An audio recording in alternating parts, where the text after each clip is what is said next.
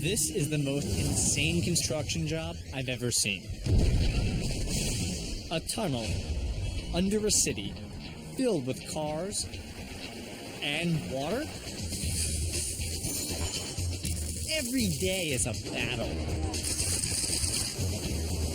Burst pipes, broken drill blades, even cave-ins are a constant threat. Is that normal?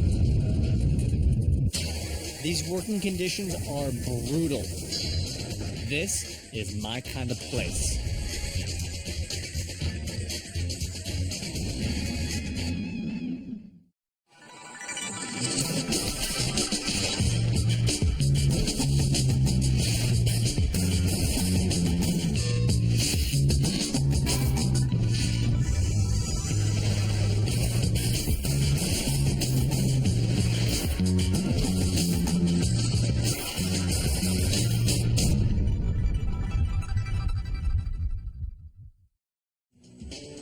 I'm here in Kuala Lumpur, the capital of Malaysia, home to the Petronas Towers, Asia's first mega skyscrapers.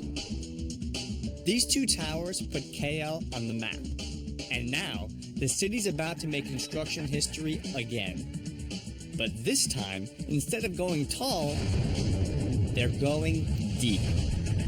This is the craziest construction site I've ever seen. Until you got here. Yes.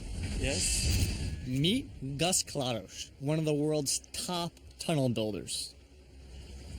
And I'm walking over a massive, massive hole in the ground. What is this? We are at the north ventilation shaft. It's about 160 meter long, 25 meter wide, and 28 meter deep. This looks like a set from like an Indiana Jones movie. The project is called the SMART Tunnel, which stands for Storm Management and Road Tunnel. Here's the deal. KL is a city in crisis. Once or twice a year, two rivers to the north overflow and inundate the downtown, creating devastating floods. When the SMART Tunnel is complete, floodwaters will flow under the city instead of through it, and drain safely into a holding pond far to the south. The price tag? $250 million. And who's gonna pay for this? Commuters. In the middle of the tunnel, a 2-mile-long double-decker toll road. Now, most of the time, water will flow under the road. But if a really massive flood slams KL, then both road decks will be evacuated, and stormwater will surge through the entire structure. It's the first ever dual-use storm and traffic tunnel ever attempted. But how do you drill a 6-mile tube 100 feet below the Earth's surface? Get yourself a couple of these babies. The biggest construction toys in the world. Tunnel boring machines. TBMs. So can I drive a tunnel boring machine? No. Gus says that one of their 2 tunnel boring machines is down with a major mechanical problem. And the other TBM is inching through very treacherous ground. Beautiful. There is nothing like a crisis to bring out the best in a construction crew. So now we're gonna go into the hole. I'm not a huge fan of heights, I should tell you. Not a huge fan. Okay, well, I can tell you that when you start, it will go off with a jolt, so don't worry about it. Thanks for the heads up on that one. Oh my god! It's about 100 feet. Like Journey to the Center of the Earth.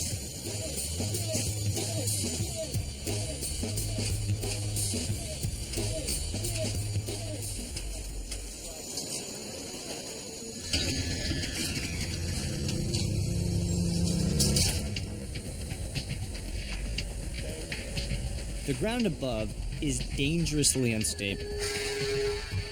We're on the red train.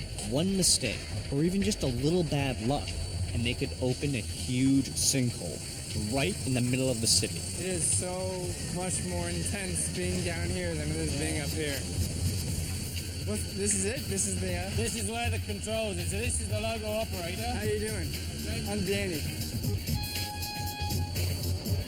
The tunnel boring machine is about 1.5 miles ahead. Do you speak English? Yeah? No? Alright. The only way for me to reach it is to jump on board this underground train, used to carry workers and raw materials. So this is where the water is going to be. The cars are above us. This is the bottom of the circle. 1/2 mile in, I'm past the road building crews. And for the first time, I get the enormity of this project. Wow. Look at that. This is it. This is the whole tunnel now. You can see the whole thing exposed. The full cylinder. Then, just ahead, the tunnel boring machine. This thing is an insane piece of engineering. Picture this. A 230-foot-long, 4-story, rock-eating submarine. As big as a 20-story building lying on its side, and heavier than a dozen 747s. The whole thing creeps forward through the earth behind a 40-foot-tall, rotating cutting face. And the kicker is, it also throws up row after row of waterproof concrete rings that line the tunnel. It drills and it builds. So this is it. This is the TBM. This is the tunnel boring machine. And it looks like a building, a long building, but this is it. I'm physically on the machine right now. So up here is where they drive. This is the control room where they actually steer and control the pressure. Up here is an amazing piece of engineering. This is where they actually build the ring segments as they go. So right behind the cutting head, they're building the tunnel. And right there, that is the cutting head. On the front of the cutting head, 72 steel cutting wheels. What's so amazing about these cutters is, look at this, it's not sharp. This doesn't need to be sharp. It actually works on pressure from the TBM behind it, and it just rolls on the rock face and crushes it as it goes. Now the cutting face is located just beyond this wall right here, and it's a little bit deceptive because it's much bigger than that circle. It's not. It's actually 36 feet tall in diameter. So picture like 2 stories above me and 2 more stories below me. It's like the world's biggest drill bit ever. Come on. Oh, I forgot to wear my strong hat today. Oh, puppy. In the control room, I meet Paul, a former rugby player from Australia. He manages all of the mining operations from this panel. But Paul's not happy, because the TBM can barely make progress. So they knew they had a problem because they're typically going at about 20 to 25 millimeters a minute. Lately they've been going at 7. What does that mean? It means some of the cutter heads, maybe all of them, are either busted or worn or there's a problem with them. So they know they have to stop and check them. But they couldn't stop and check them because the ground they were in was too dangerous. It was soft, and to send someone in there, it was actually just too big a risk. You could have a cave-in, you could lose pressure, you could blow out someone's eardrums, or they could suffocate and die. So, what does that mean, Paul? We've just had a pretty big increase in the level. I mean, some material is coming in from the front. So some soil, something from the earth. Yeah. A sudden inflow of loose earth, like a plug in a vacuum cleaner hose, has clogged the pipe that carries soil out of the tunnel. Paul wants to reverse the pressure to blow the plug out. The pump's up. But as he does so, a leak develops. We're losing air. Air must be leaking to the surface. A warning sign that the ground overhead might be giving way.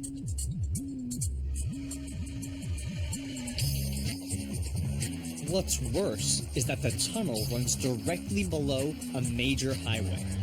So a cave-in would be a double disaster for the tunneling crew and for the drivers overhead. Pull up because we got a lot of airflow. The team struggles to push the TBM into firmer soil, but the problem grows steadily worse. 2.14. Yeah, 2.2 now. 2.5. She's dancing up and down, Dave.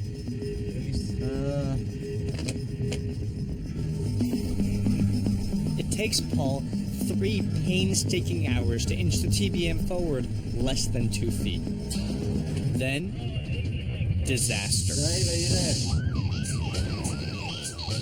A massive sinkhole in the middle of the highway, directly overhead.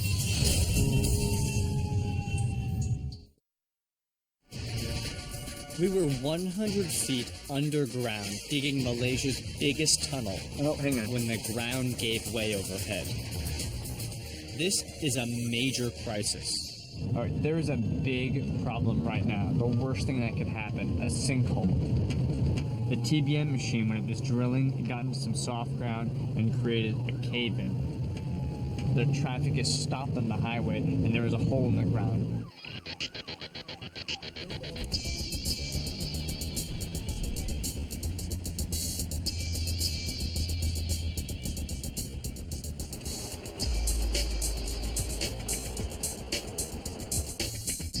Okay, so it's a little hard to tell, but that is one of the sinkholes made by the TBM below. They're filling it right now with grout, trying to strengthen the surface. One of the biggest holes, come here, follow me, I'll show you, is on this side of the highway.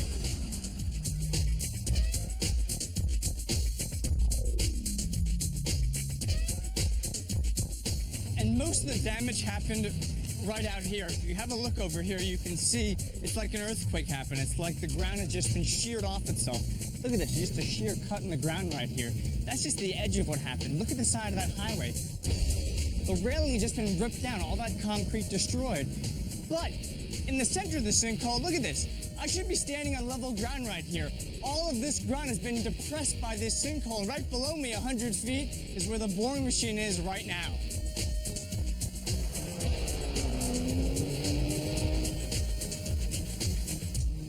Nothing to see here. There's no sinkhole. There's no man-made small earthquake by a tunneling machine. Just a pothole. Just routine lake. Come on now. Keep it moving. Thanks, guys. The sinkhole opened up when the TBM pushed forward into loose soil. As the earth gave way in front of the machine, the ground above just caved in. Now they're pumping grout, 100 cubic meters of liquid cement, into the soil in front of the TBM. The hope is that it will create a solid plug of artificial rock so they can get back to work. A stuck TBM is always trouble, but never more so than here in Malaysia. When you're boring a tunnel, you actually use 2 tunnel boring machines. Why? Backup. Check it out. Typically, you cut 2 holes in the ground. One on one side, you span the distance of your tunnel, and you put your other hole here. One TBM goes in there, the other goes in there, and they come at each other. Now, why do this? If this guy gets stuck, this guy can finish the job and bail him out. Backup. In Malaysia, however, because Kuala Lumpur is so dense and so tight, they didn't have room for 2 holes. So, they'd put 1 hole in the center and set up both TBMs back to back and sent them off. The scary part is, if that guy gets stuck, there's no one to bail him out. Bad as the sinkhole is, the road can be repaired, and the South Tunnel machine should be back in action before too long.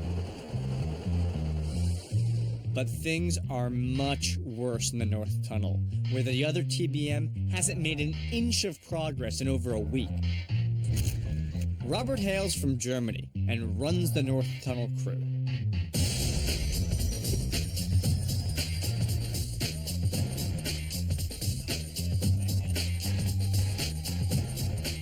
Although although it's very noisy, I don't hear the cutter head right now. Is that right?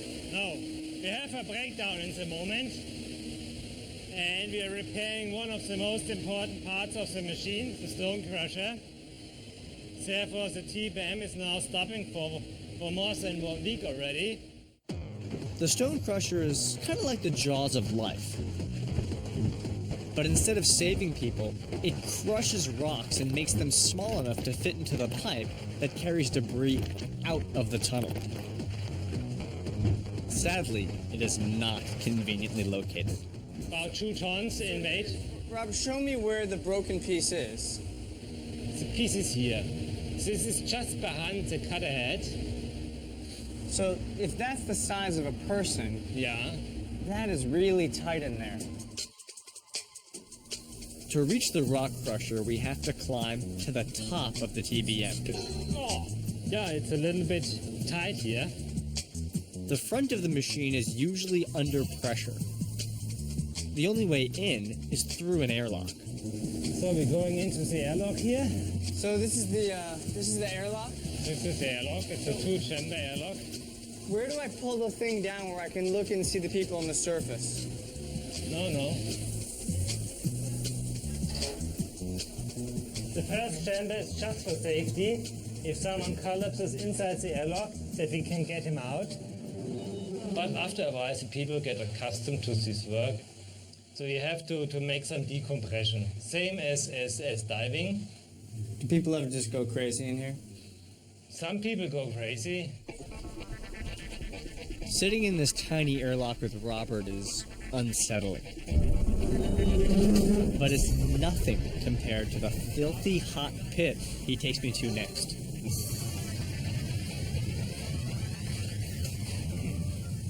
So we are somewhere now it's the center, and we go down now to the bottom part. This is awful. So the cutter head is over there. Yeah. Down there. And why am I going down this hole? What's down there? Down here, yeah. Okay, I go first.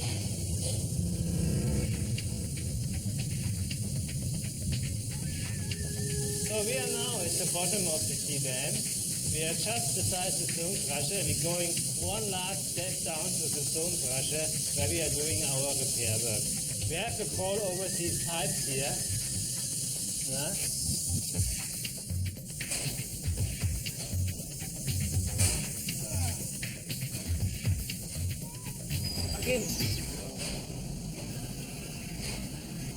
Okay. You see these 2 pieces right here? That's the front of the bug's mouth. That's the pincer right there. This piece moves up, that piece moves up, and it crushes right there. Now what's busted is the piston behind it that lifts it up. This is the piston right over there. These guys are attaching the connector pieces, the joints basically that let the piston move up and down. So this thing will be, when repaired, clipped onto this thing, which pulls it up and lets it do the crushing. So right now it can't move.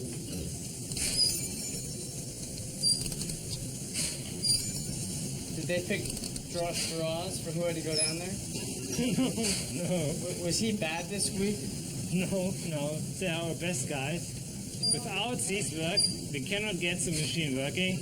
It's the most difficult place, the most awful work. It's quite difficult also technical-wise to perform the work right. So we have to get our best guys down in these holes and do it, yeah.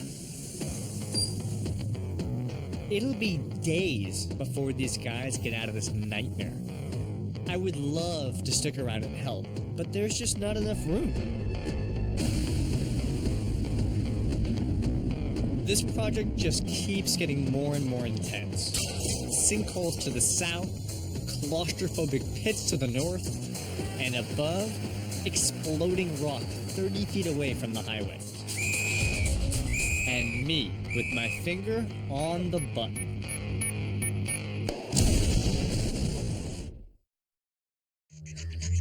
I'm in Malaysia, where they're building the first tunnel in the world that will carry both floodwaters and cars. And today, I get to blow stuff up.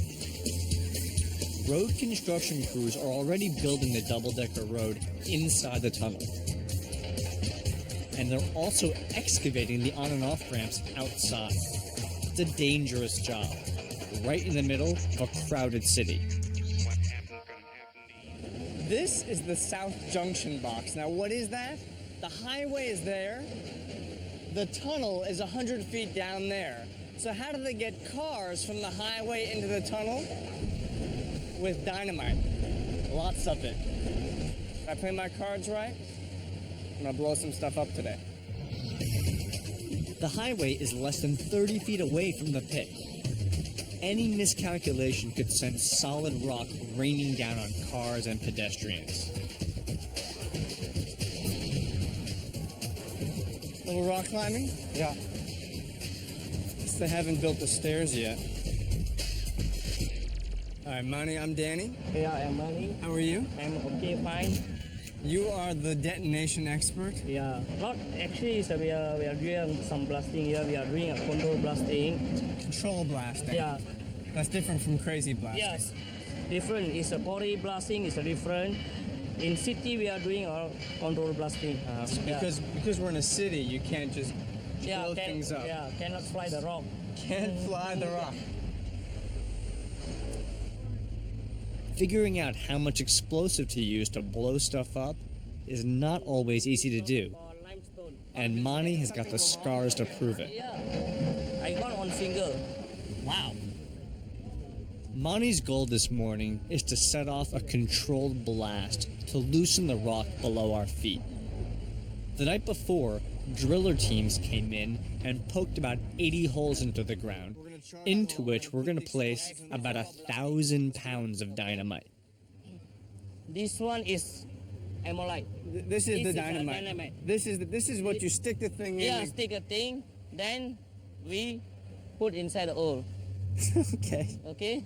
Is this safe? Okay. Okay. You make a hole with that? Yeah, make a hole like that. This is not. This one is explosive. I mean, this is it's a very danger. Just like this. Then How far down are we going? 4 meter. 4 meters, like 4 meters. 12 feet down. Yeah. What happens if you put too much of explosives? Okay. You got some dynamite? Oh, see that's the charger. That's the one that makes it go boom, right? It says danger, detonator, explosive, dangerous, blasting cap. Those are like 7 awful words. Some more. More still. Yeah, more. More. Is this safe? Yeah, see. It's like making a bracelet, except from death. We're actually loading dynamite, but that's not enough. I have to be loading dynamite while I'm standing on dynamite. Okay, so now we're going to insert the dynamite 4 meters into the ground. Yeah. A little more dynamite for good measure. Fire in the hole! Let it keep going down?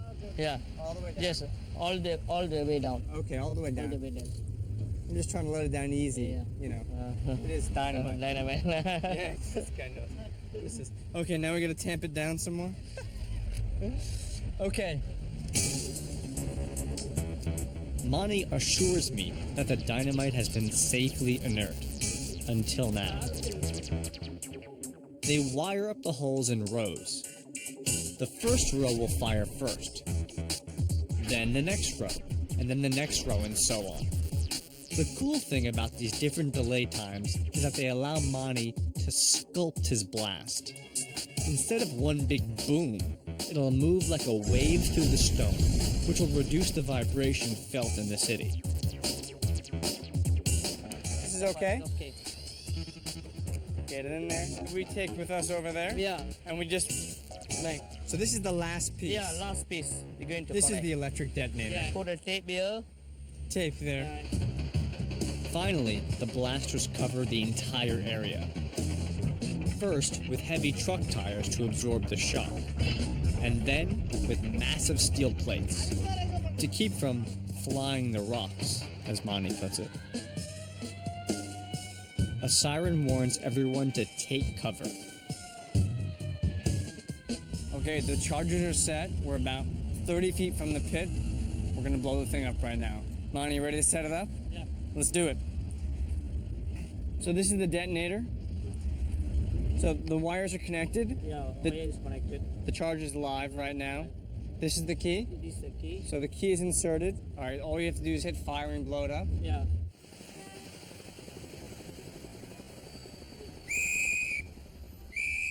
Okay, fire.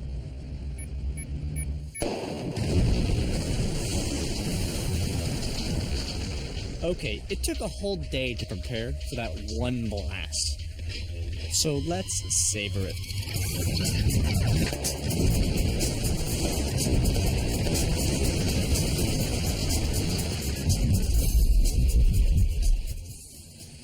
So when the blasting is all done, they're gonna have brought a ramp all the way from up at the highway down here. This is basically where the vehicular part of the tunnel begins. That's just for water. And at this point, the cars continue on into the tunnel into one of those two decks of traffic. It'll take at least another dozen blasts to finish the job.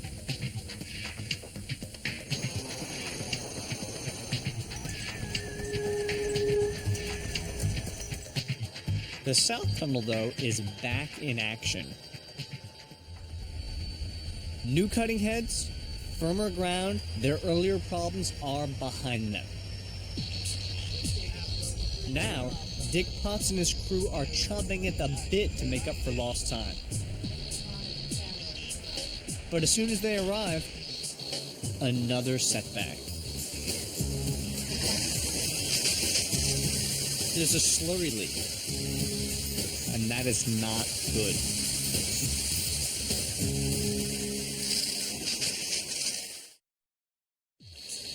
This is the worst possible way for the crew in Malaysia's Smart Tunnel to start their shift.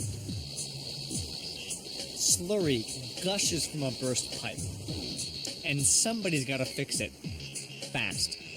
What's going on then? Well, we've blown a compensator. A compensator is a rubber joint between two pieces of steel pipe.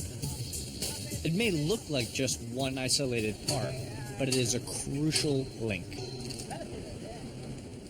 You see, these TBMs do not operate by themselves. They're actually connected to the world above by an elaborate supply chain that brings power, water, and other materials from the surface and pumps out all that tunneled rock.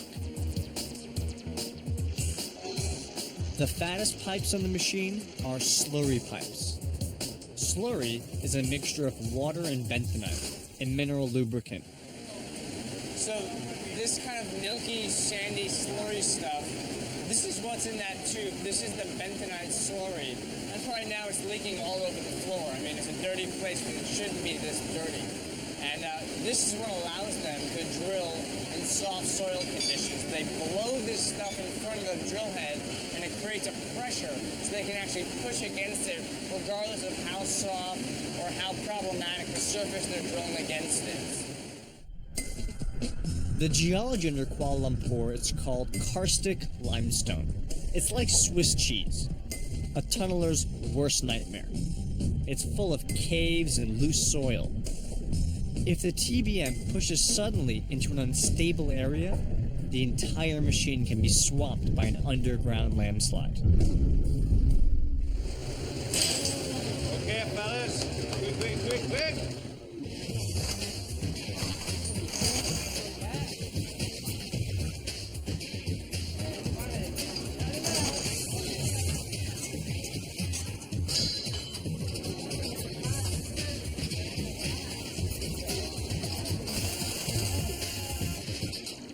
The guys need to know why the connector ruptured.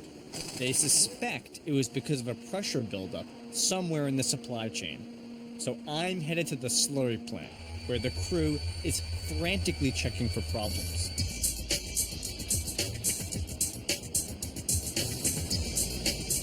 The slurry plant mixes water and bentonite lubricant, then pumps it 2 miles back to the cutting head. But the plant also receives used slurry, full of soil and rocks from the mining work. It dumps into the plant at the top and works its way down through a series of filters. If the slurry is not filtered properly, the line can clog, and that can blow out a pipe, creating the nasty mess I just came from back in the South Tunnel.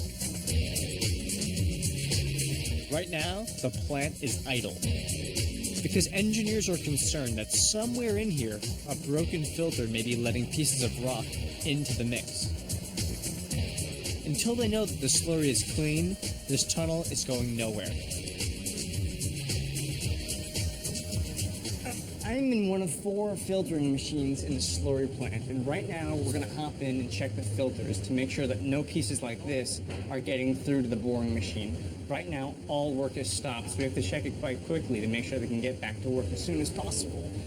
Let's hop in. Hey, Mr. Chang, how are you? Is this your office? Yeah, it's going to be my office now. Mr. Chan is one of the engineers in charge of slurry production. All right, how do I get in this thing? Okay. Okay. This is nice. This is nice. Okay, so this is the filter itself, huh? Yes. So what's the problem right now? What's going wrong? Actually, during mining time, we found we suspect that there's some screen that damage is broken. How do you know that? Because we see the flows is different. So are pieces like this are too big? They shouldn't be getting through? Yes, it shouldn't go through. Normally, this screen, this second level screen is only 4 mm in diameter holes. So typically they're 4 millimeters, very small, and right now big pieces are getting through. Okay. We'll flush slowly to the bottom camera. So we're flushing this down. Yeah, flush it down.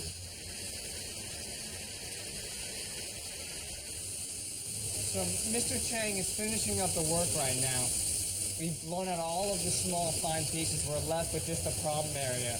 All of these rocks sitting right here signal we know exactly where the problem is. Okay, you see we found the screen broken here. Yeah, I can see it right here. There's hole there, see got a lot of. Okay, so we found this filter. This one up here has got about, you can see 5 or 6 really big holes, like 1 inch by 1 inch. So the big issue is we got to get this filter out of there, replace with a fresh one, so they can start cleaning the slurry again and start boring again, because right now, nothing's happening. I come bearing reinforcements. Fung, you waiting for the new one, huh? Oh, here you go. There's the final piece that we can replace it with. Okay, so this is the busted piece that they just pulled out, and look at this. All of these were massive holes letting rocks like this through into the slurry, which shouldn't get through there. So we pulled it out, Fung replaced it with a fresh one and a clean one, and now the slurry machine can start producing slurry again, and they can start the boring machine again. So they've been down for 2 hours, it's a big deal, so let them get back to work. If I'm quick, I can hitch a ride back into the tunnel before slurry floods the place.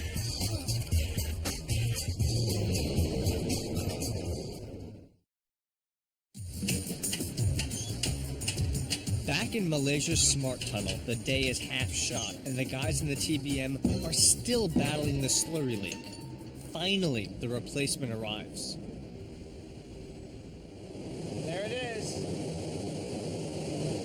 All that trouble over a tiny piece. The chain's only as strong as its weakest link.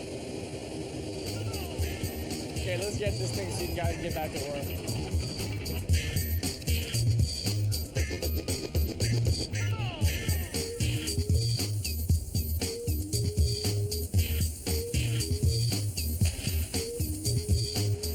Just like changing a tire.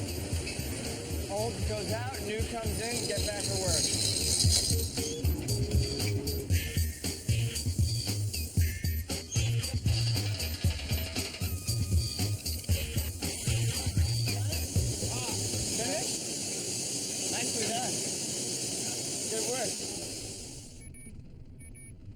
these pipes here when you want to get back to work? Yeah.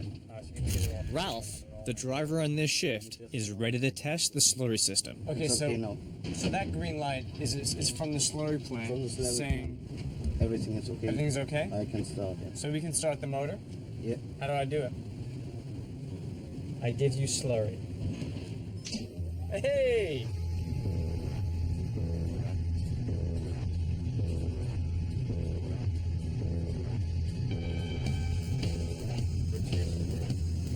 Is that the shaking I'm feeling right now? Yeah. So the ground is, I'm sitting in the machine right now, and he's controlling how much of the slurry comes in. The whole room is shaking. A lot. Okay, not that much, but it's shaking. I mean, it's a vibrating room on the tunnel. So when do we turn the cutting machine back on? As soon as I get the circulation over the slowly circuit. And how long does that take? It takes me 5 minutes. 5 minutes. And then you can get back to driving Yeah. and smoking. Yeah. Said you better shouldn't say.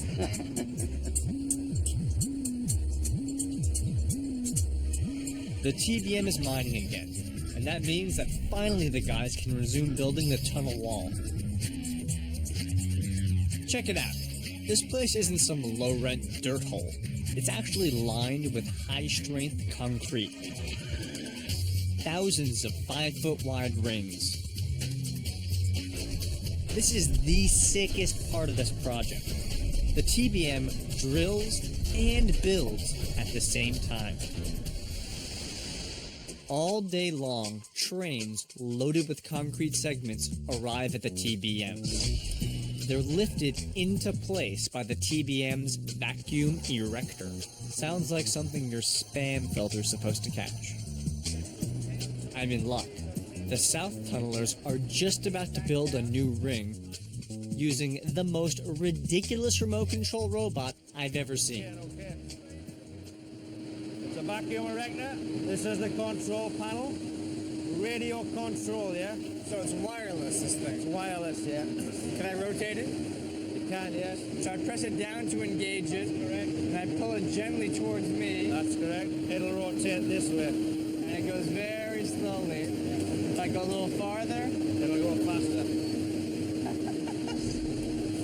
so I'll put it back straight now. That's okay then. It's okay? Okay. Okay, so now it's... The vacuum on this thing is so intense that it can lift a 10-ton concrete segment. That's 20,000 pounds with the power of suction. So you can move 10 tons in about 3 seconds using a joystick. It's kind of convenient like that. Very handy.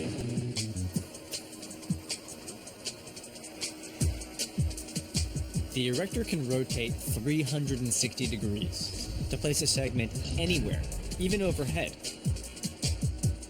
And if the operator's good, he can position the segment within a millimeter. So building a ring is just like building an arch. The glue that holds the whole thing together is the keystone up there. The vertical pressure from that piece gets transferred down the legs of the arch.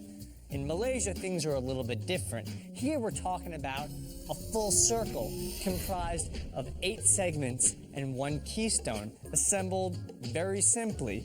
Left piece, right piece, left piece, right piece, 5, 6, 7, and 8.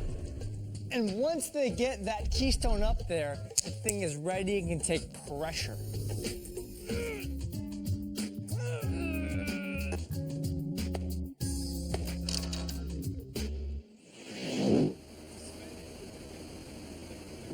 As each segment goes in, the guys have to race up and down this scaffold to install each piece. It is exhausting.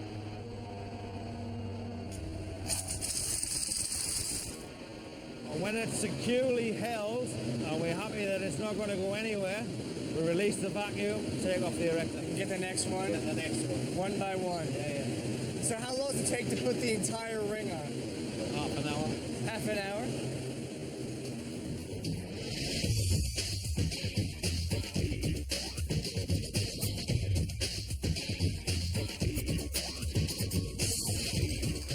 8 segments are in place, it's time for the final piece, the keystone. It fits perfectly, but the ring still isn't finished. For a final step, the team pumps grout into the gap behind the ring, cementing it forever to the rock wall. The guys just knocked off the 1,400th ring. Now there's only 980 to go. These guys call themselves the Lords of the Rings, and they have earned that title. Because the rings do more than merely line the tunnel. They also determine its direction. One of the more surprising things about this tunnel is its path. It follows a public highway. Why? Because in Malaysia, property rights extend to the center of the earth. You can't build a tunnel under someone's house. So how do you get a TBM to turn like a race car? Turns out, Gus has a trick up his sleeve. The Malaysia Smart Tunnel has to twist and turn as it carves through solid rock. Gus Kladosh shows me how it's done. So what I don't understand is if you have a series of rings and they go straight, how do you turn when you have the same rings? We have a trick, let me show you. Okay. Here's a model what I brought in to show you how we do it. Okay. This is a model of rings built in the tunnel. The trick is, this red ring, you see how much thicker is on the right hand side, on my right hand than on the left. I see that. And by rotating it, we can actually build one side of the tunnel longer than the other, so it turns to the other side. Look at that. Look at that, is ridiculous. Look at that curve. I really like Gus's model, but for me, the best way to understand how those rings make this thing go up, down, left, and right is to think about a salami. Imagine slicing a salami like so. With each slice, you want to angle your knife just a bit. Each slice now has a thick side and a thin side. Now, rotate the slices so that all the thin sides line up. Check out that curve. In the same way, the tunnel rings also have a thick side and a thin side. Incredible, right? With just one angled cut to these rings, you can make the tunnel curve any way you want to. You want some cheese with this? Gus, can I give it a shot? Sure, try it. This is like a Rubik's Cube. I mean, Yes. so one goes there, one goes there. Yep. Very Next good. one there. Very good. Next one there. If you want to change your profession, I can have you as a shift engineer. Beautiful. How do you guys pay? Not very well, I'm afraid. To really understand the process, it's good to think of it like feeding the beast. Every day, this big machine moves forward, and they ship in these ring segments. They cut some more, they build a ring. They cut some more, they build another ring. 2 days ago, that machine was standing right here, and all of that was solid rock.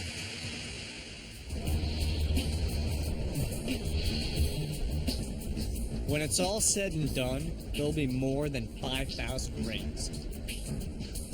That means nearly 50,000 segments, 500,000 tons of concrete and steel. This stuff. This right here, this is rebar. And those incredible curved concrete segments are all getting their strength and their form from this stuff. Each segment has 600 pounds of rebar inside of it, and all the segments and all the rings are made right here by hand.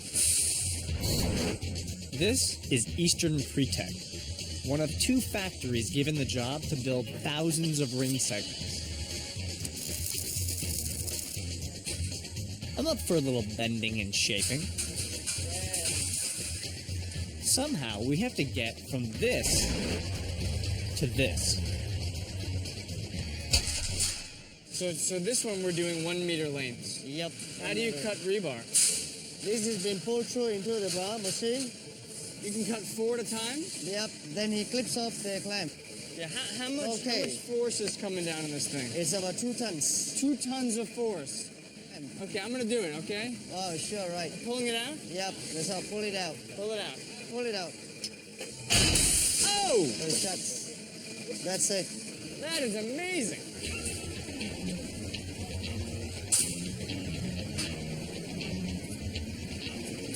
Okay. 4 pieces are in there. That's it. Oh! Oh! Okay, so step 1 is we cut the piece. Right. What's step 2? Step 2, it goes for rolling and bending. Bending. Right. Well, I can save you a lot of time and money. Oh, very good. We'll employ you there. Let me just get my back into this. Give it to me, Pop. Okay, so I Okay, line so it up you hold with the red bars line. to the red line.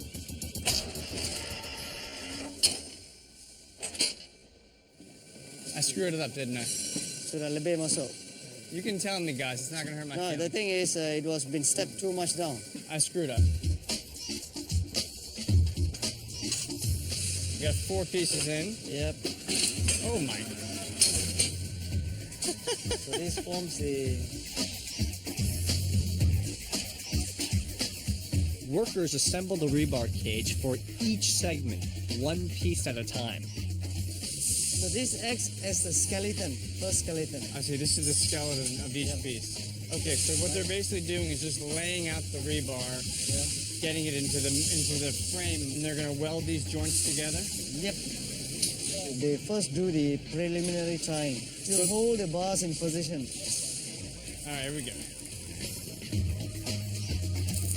And then, nope, missed that. All right. And, okay? Yeah, he doesn't think it's okay. This is much harder than it looks. Pouring concrete is easier and, frankly, more fun.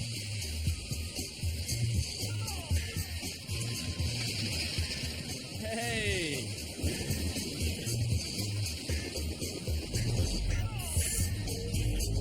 Okay, I am just topping off the last bits of concrete, getting it outside the edges here.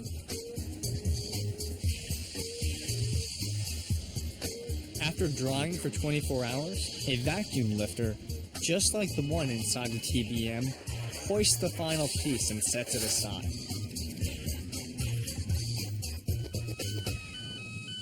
So this is the end of the line. After the concrete is poured, it's set. They wait for 28 days for it to get to its maximum strength. And it's stockpiled right here, waiting for the TBM to keep on drilling. All this stuff will end up underground. The goal is for each shift during a 6-day week to build 18 rings. That's 144 segments. But sometimes the guys do even better than that. In fact, one shift just set a new record. I am thrilled to be here. I feel like you get to watch a Grand Slam. This week, Gus's crew did 31 rings, which is this is unheard of on this job. They're throwing a party for them right now, and we get to hang out with them. Greetings. Is it a great shift, boss? Are they good workers? Is it luck? What makes it happen? This is all together. So basically, the stars aligned for these guys for 1 week. Yes. And they took advantage. That's what happened.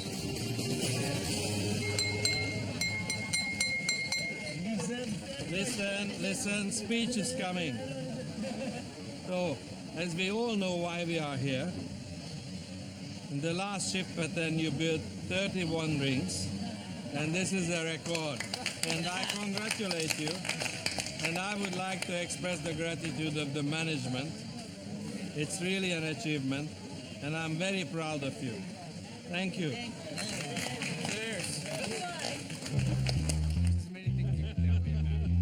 It has been insane living underground with these guys for the past couple of weeks. If they keep up their current pace, they're going to knock out this tunnel in less than a year. And they'll save a city by doing something that has never been done before. Building the first dual-purpose road and water tunnel in the world.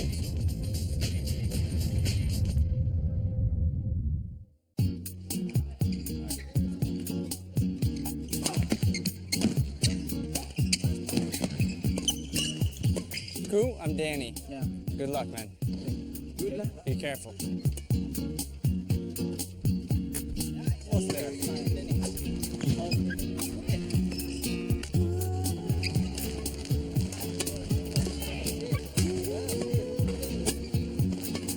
It's quicker.